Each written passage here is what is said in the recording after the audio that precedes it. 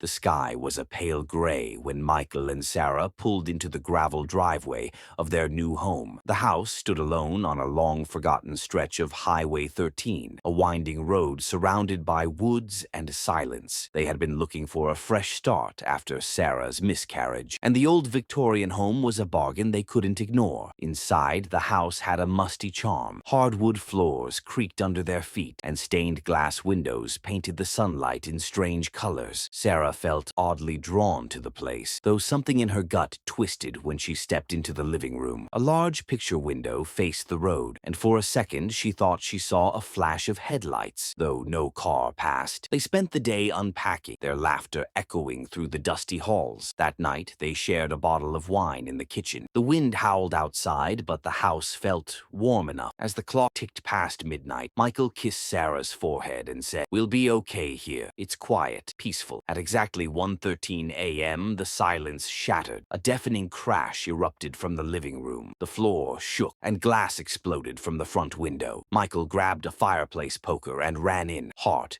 racing. But there was nothing. No car, no debris, just shards of glass on the rug, and Sarah trembling in the doorway. "I heard it," she whispered. "I saw the headlights." They called the sheriff. Deputy Barnes arrived half an hour later, yawning. He swept his flashlight across the room, but found no signs of impact outside. "Old houses make noise," he said, unconvinced. "Maybe a tree branch hit the window." Michael frowned. "There's no branch." Barnes sighed. "Look, this road's not used much anymore. Locals say it's haunted, but it's just talk. Still, if it happens again, give me a call." They replaced the window the next day, trying to laugh it off. But at exactly 1:13 a.m. that night, it happened again. This time, Sarah saw it more clearly. A black 70s muscle car with its headlights glowing like twin suns, barreling toward the window before vanishing into nothingness. Again, no impact, just the sound of screeching tires and breaking glass. By the fourth night, they stopped replacing the window. But each time the footage came out, Michael stayed up with a camera, trying to record it. Blank, just static at 1:13 a.m. Desperate for answers, Sarah dug through town records. She found old newspaper clippings at the local library, yellowed and torn. One article from 1978 caught her eye. "Teen tragedy on Highway 13. Couple dies in fiery crash." According to the report, a young couple had crashed into the very house Michael and Sarah now lived in. They had been drinking, speeding through the fog, and slammed into the living room, dying instantly. The home had been vacant since. Sarah showed the article to Michael. "It's them. Their spirits are reliving the crash." Michael was skeptical, but the fear in Sarah's eyes was enough. "So what do we do? Leave?" She shook her head. "We need to help them move on." Sarah whispered a prayer. That night, they lit candles and placed the article on the floor. When 1:13 a.m. came, the crash sounded louder than ever. But instead of glass shattering, the candles flickered violently. A cold wind swept through the room, and for the first time they saw the car inside the house, just for a moment. Inside it were two figures, faces bloodied, eyes wide in eternal terror. The image disappeared with the wind. The next morning, the living room was untouched. For 2 nights, nothing happened. Sarah believed it had worked. She slept for the first time without fear. But on the third night, the crash returned. This time at 12:47 a.m. Michael jolted awake. The time changed. Sarah was pale. "It's getting earlier." Over the next week, the haunting grew more aggressive. Crash came earlier each night. Doors slammed. Lights flickered. Sometimes they heard screaming. The couple started to argue. Sarah refused to leave. Michael packed a bag. One evening, he stormed outside, determined to sleep in his car, but his tires had been slashed, deep,